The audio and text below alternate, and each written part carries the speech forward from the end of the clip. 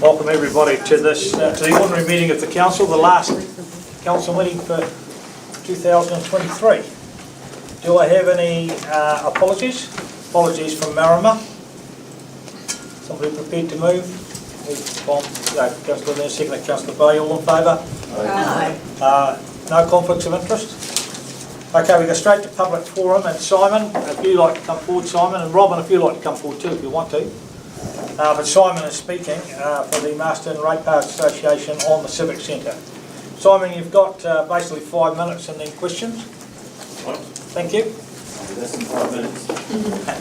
Right, well firstly, good afternoon, and my thanks to Gary for giving us the chance to speak today. It was a real last minute thing, he could have said no, but he didn't. So as Gary said, I'm here to talk on behalf of the Residents Association, in particular about agenda item number 7, which is civic facility options.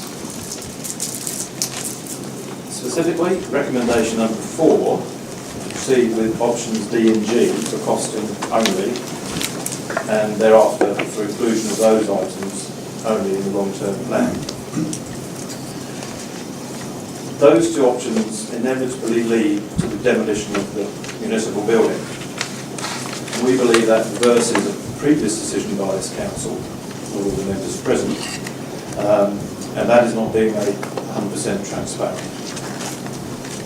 Some of you remember the Fraser Amendment. So that decision was made in February 2020, and we believe that was designed to protect the municipal building, the civil defence building, from demolition. We also believe that standing orders may apply in this instance, and there is a proper process to follow to reverse that decision. We're not sure of that. We haven't had time to investigate it properly. I've just thrown it out there. We only forgot the agenda on Monday morning. We have not had time to ask anybody or investigate that.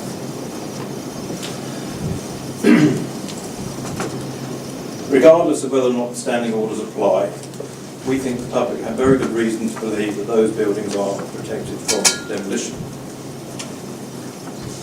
In 2020, more than 1,000 people attended the Hands Around the Hall protest. I believe that was on the day that Fraser Amendment was passed.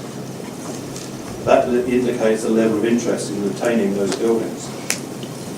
In addition, the Residents Association has surveyed its membership. 90% were in favour of retaining the municipal building.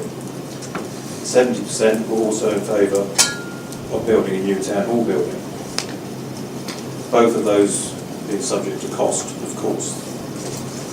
So in conclusion, when it comes to you considering agenda item number 7, we request that option E, which includes for refurbishing the municipal building, is included along with D and G, and thereafter included in the long-term plan consultation process.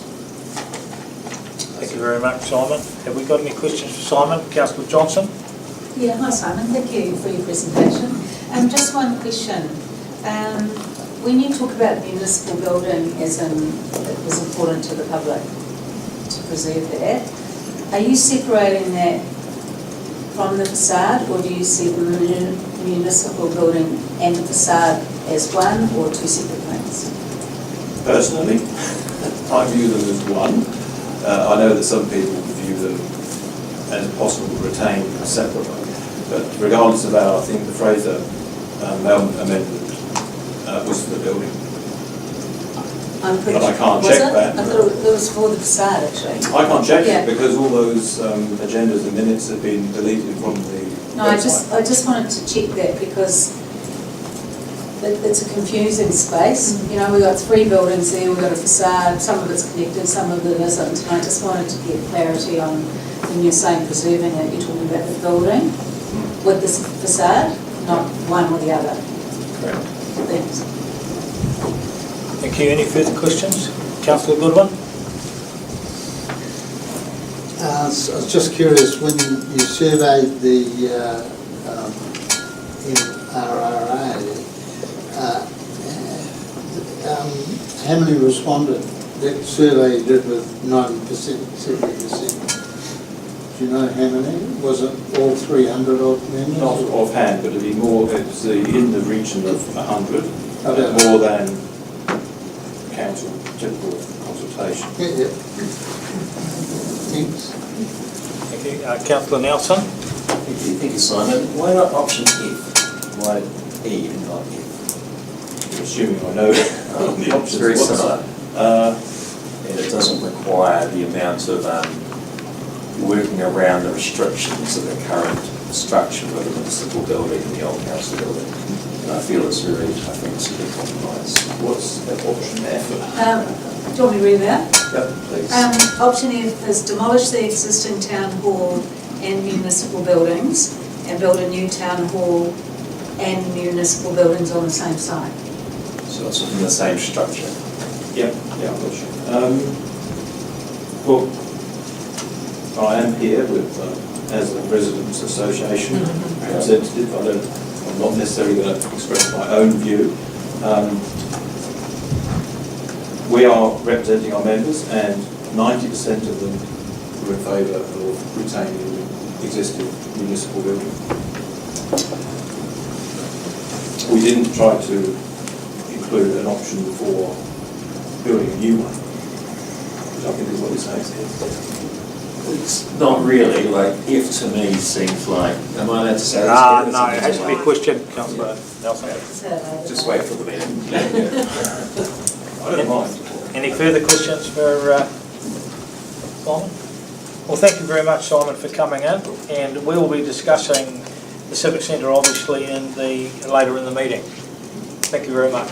Yep, so as we came thinking that we were staying to hear that debate, can we please be rung when we're allowed back in, rather than hang around downstairs for an hour or We can. maybe more? What we will do You've got is we will get Simon's- hold of you when we come out of public excluded, and even if we have to push the civic facility back a couple of things, we'll see them, make sure we can have. Thank you, thank you. Thank you.